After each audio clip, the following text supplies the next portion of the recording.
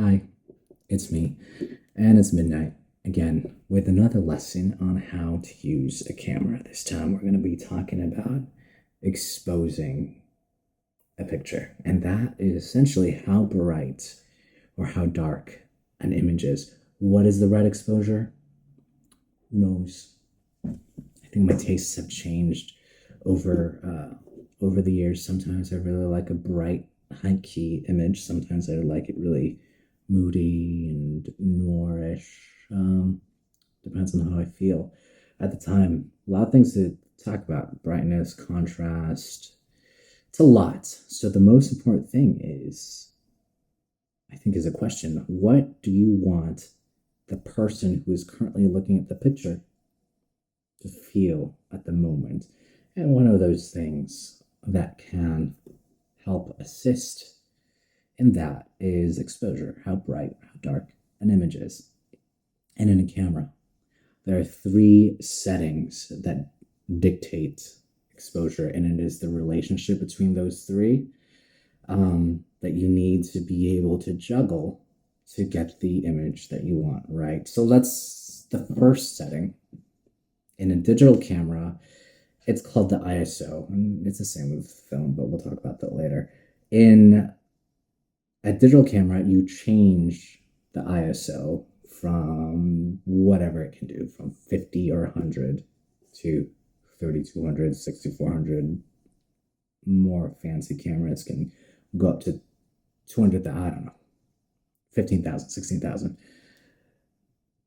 The higher the number, let's say 6400, the more sensitive it is to light. So it can essentially see in the dark. The lower the number, the less sensitive it is to light.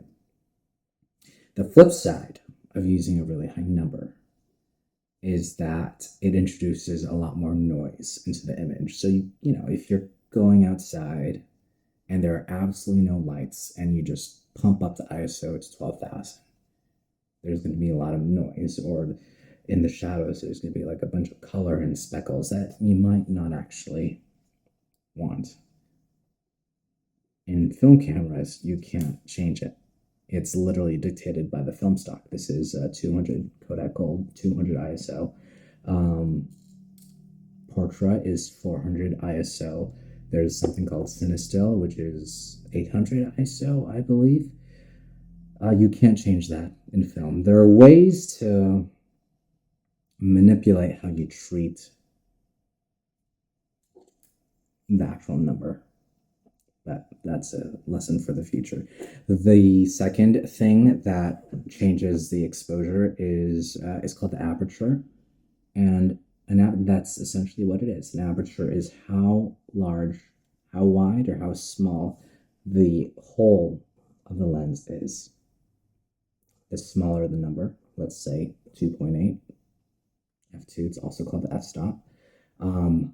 The wider it actually is, meaning it lets more light in. So if your lens is at setting 2.8 or f4, like this mini lens here, it means that the hole of the lens itself, when the shutters close, is huge, meaning a lot of light comes in. The higher the number, let's say f16, f22, the smaller the hole. So when the shutter opens up to let light in, it's like really, really tiny. And the creative consideration for that is that, of course, if you're at 2.8, it lets more light in. But what it does, it also defocuses the background. So that when you're focusing on the subject, let's say me, and sometimes you have these beautiful images of the bouquet in the background and it's very blurry, you can do that by having an f-stop that is small in number, but wide in the physicality of it, right? Like 2.8, f2, f4, maybe. When the f-stop is a higher number, f16, f22, the hole is really small. It lets less light in. But the creative consideration is that when you focus on me, the foreground is also going to be in focus. The background is also going to be in focus. And that's the second way. changing exposure. The third way is the shutter speed, and we can actually listen to that right now. If I set the shutter speed to 1 second, 1, which is actually a fraction 1 over 1, you can hear it. So the shutter opens for 1 full second, lets a lot of light in, because in that 1 second is like, light, light, light, light. Or if I set it to a higher number, let's say 500 or 1000, because it's a fraction, it's 1 over 1000, it's 1/1000th of a second, you can barely hear it. It's ba, ba, ba, meaning it lets light in. It lets less light in. The creative consideration of that is the faster the shutter speed, it also freezes motion. So let's say I'm boxing, ba, ba, ba, ba, ba. If I'm shoot at a fast shutter speed, my punches will be frozen and you will see the images without any blur, right? Oh, I have really bad form. Okay. But if the shutter speed is slower, let's say 1/8 or 1/15, it lets light in during that time span. So when it's a longer time, let's say a quarter of a second, there's a lot more things going on in that quarter of a second.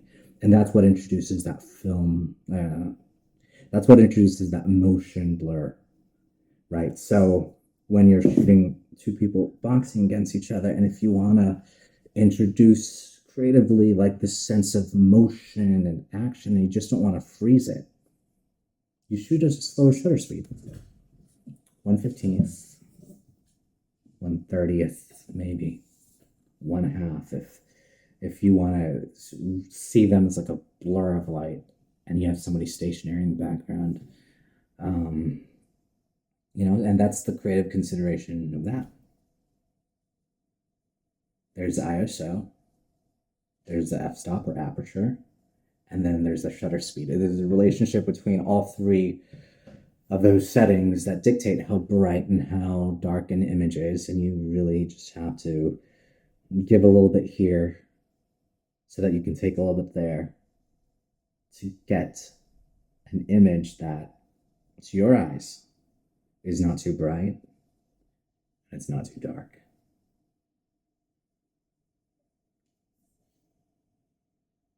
That's it. I think we'll stop there for now.